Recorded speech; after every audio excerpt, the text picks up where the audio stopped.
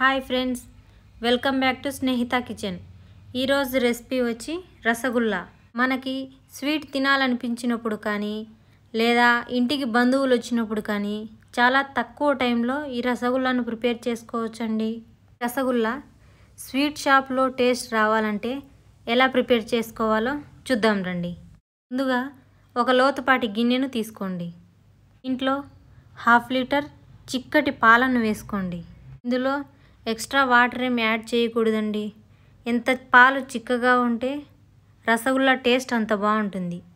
ఈ పాలను స్టవ్ పైన పెట్టి 3-4 పొంగులు వచ్చేంత వరకు ఉడికించుకోండి. పొంగు వచ్చేటప్పుడు ఇలా కలుపుకుంటూ పాలను ఉడికించుకోండి. ఈలోపు వేరొక గిన్నెలో 1 టేబుల్ స్పూన్ నిమ్మరసం వేసి ఇందులోనే 1 టేబుల్ స్పూన్ వాటర్ వేసి కలిపి పక్కన పెట్టుకోండి.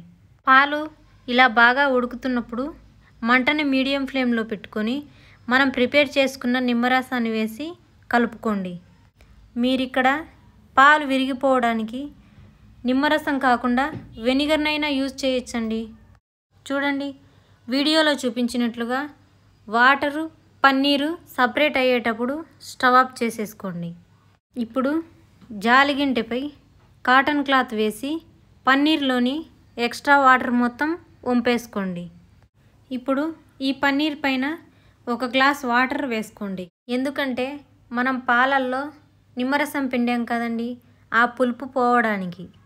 పన్నీర్లోని ఎక్స్ట్రా వాటర్ మొత్తం పిండేసి క్లాత్ని గట్టిగా చుట్టి ఏదైనా బరువు పెట్టి 10 నిమిషాల పాటు పక్కన పెట్టండి. 10 నిమిషాల తర్వాత ఈ పన్నీర్ని ఒక ప్లేట్లో వేసుకోండి. పన్నీర్ని వీడియోలో చూపించినట్లు చేత్తో రుద్దుతూ వీలైనంత సాఫ్ట్గా మ్యాష్ చేసుకోండి.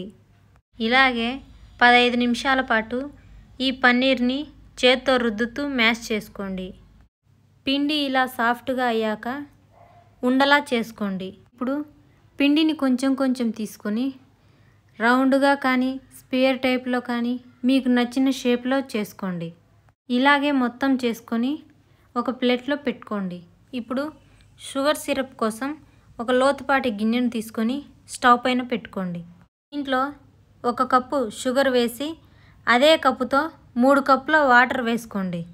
మంటని హై ఫ్లేమ్లో ఉంచి షుగర్ కరిగేంత వరకు కలుపుతూ కరిగించుకోండి.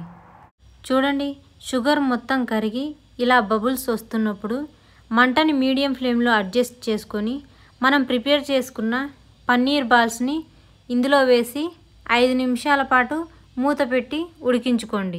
అంతేనండి, 5 నిమిషాల తర్వాత స్టవ్ ఆఫ్ చేసేసుకోవడమే. ఎంతో టేస్టీ మరియు జ్యూసీ రసగుల్లా రెడీ అయిపోయిందండి. వీడియో మీకు నచ్చినట్లయితే లైక్ చేసి మన స్నేహిత కిచెన్ ఛానల్ని సబ్స్క్రైబ్ చేయండి.